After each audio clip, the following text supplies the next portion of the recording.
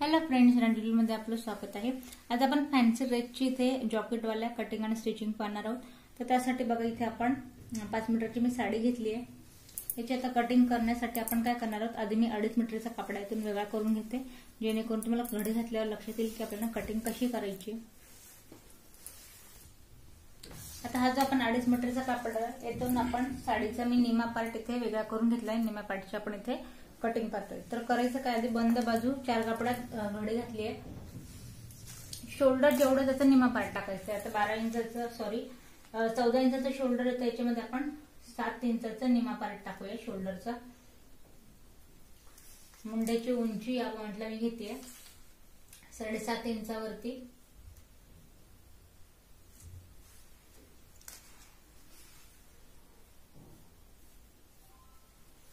चेस्टचा चौथा पार्ट, आता बघा चेस्ट घेर आपला इथे 36 इंचाचा, तर 9 याचा चौथा पार्ट येईल आणि आता आपण 2 इंचाची घेतोय शिलाई मार्जिन।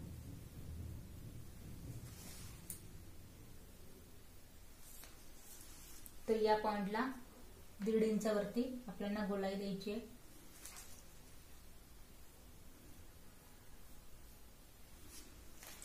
आता चेस्ट पॉइंट पासून परत 7 इंचाचं माप घ्यायचंय आणि ते कमरेचा चौथा पार्ट टाकायचा आहे। पूर्ण कमर घेर आहे आपला इथे 32 इंचाचा, तर आपण 8 वरती 1 पॉइंट देऊया, परत यात 2 इंचाची मार्जिन। आता बघा या पॉइंटला सीट घेरचं मेजरमेंट टाकायचंय। कमर घेर पासून परत आपल्याला 7 इंच मोजायचंय आणि सीट घेरचा चौथा पार्ट टाकायचा। सीट घेर आहे आपला इथे 40 इंचाचा, 10 वरती 1 पॉइंट द्यायचा आहे आणि परत यात 2 इंचाची मार्जिन। आता जे मार्जिन वाले पॉइंट आहे ते आपल्याला या पद्धतीने मॅच करायचे। फक्त आपण मार्जिन वाला पॉइंट इथे मॅच केला।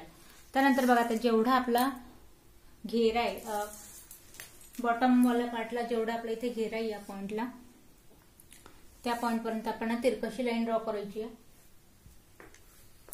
आणि 4 इंच कोण्यापासून मेजरमेंट घेऊन हलकीशी आपण गोलाई देत राऊंड शेप मध्ये याला मॅच करायचंय।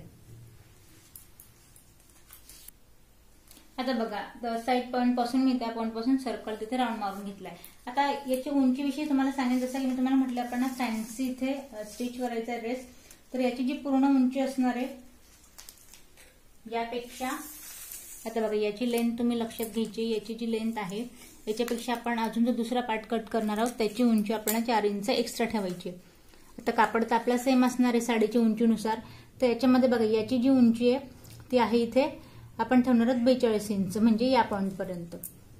कारण जो आपला आता एवढाच आपण कापड ठेवणार आहे, त्यात आपण एक्स्ट्रा जो पार्ट आहे खाली निदान आपल्याला एवढा इथे एक्स्ट्रा हवाय, परत त्याची पट्टी फोल्ड होईल तर या पॉइंट पेक्षा हा पॉइंट आपला 4 इंचाने कमी असणार आहे।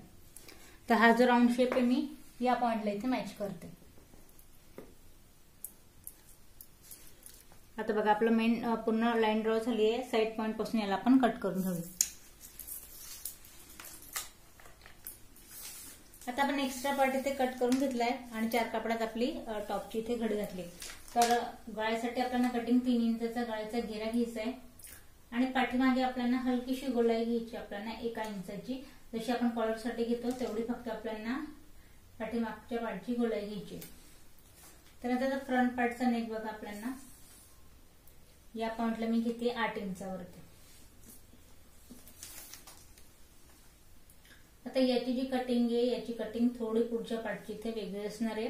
तर यासाठी आधी आपण काय करणार आहोत, हा जो आपला पाठीमागचा पार्ट आहे याची आपण गळ्याची कटिंग करून एक पार्ट आपण सेपरेट करून घेऊया।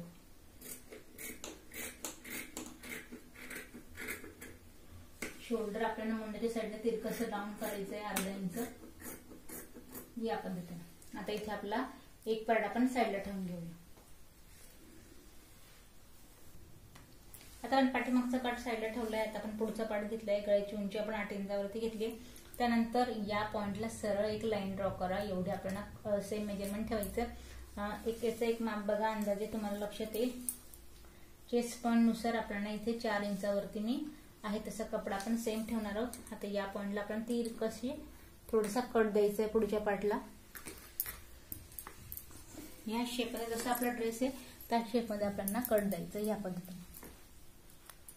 आता मधून आपल्याला याची कटिंग करून घ्यायची आहे आणि हा जो मुंडाचा पार्ट आहे याची पण आपल्याला 1/2 इंचाची गोलाई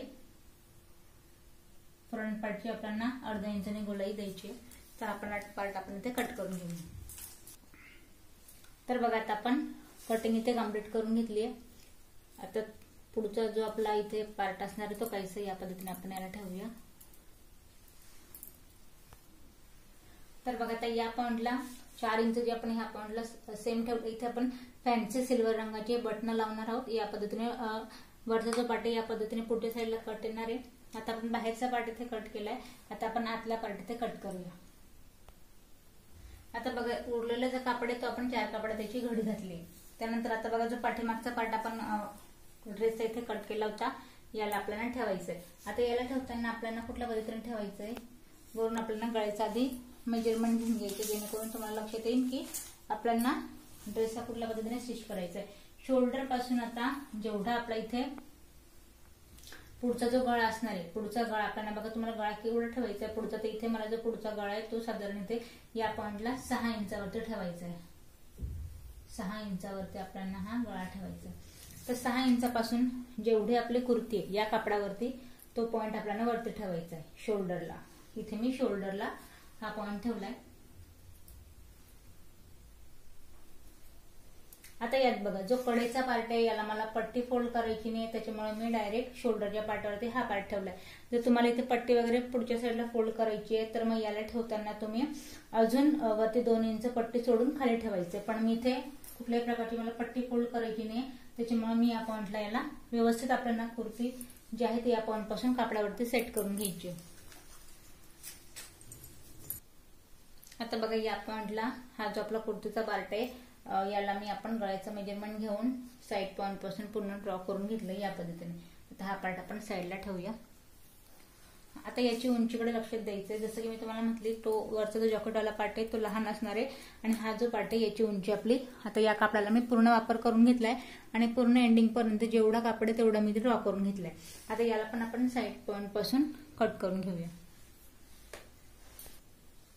आता बघा या पॉइंटला आपला पाठीमागचा आणि पुढचा पार्ट आपला इथे कट झालाय या पद्धतीने.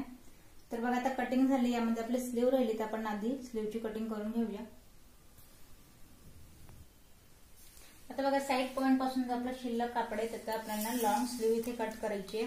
तर याच पद्धतीने माझ्याकडे अजून दुसरा कापड आहे, पण आधी आपण यावरती सिंगल स्लीव कट करणार आहे. ती ठेवून मी दुसरी स्लीव इथे कट करून घेईन. तर बघा याला काय करायचं आपल्याला या पद्धतीने डबल फोल्ड ठेवायचं. स्लीव पण आपण इथे फॅन्सी स्टिच करणार आहोत. तर या पॉइंटला डबल घडी घालायची आहे आणि बंद बाजूपासून स्लीवची उंची घेणार आहोत. तर बघा या पॉइंटला आपल्याला स्लीवची जी उंची आहे ती साधारण इथे 21 इंच तयार हवी आहे. तर आपण 21 वरती एक पॉइंट द्यायचा आहे.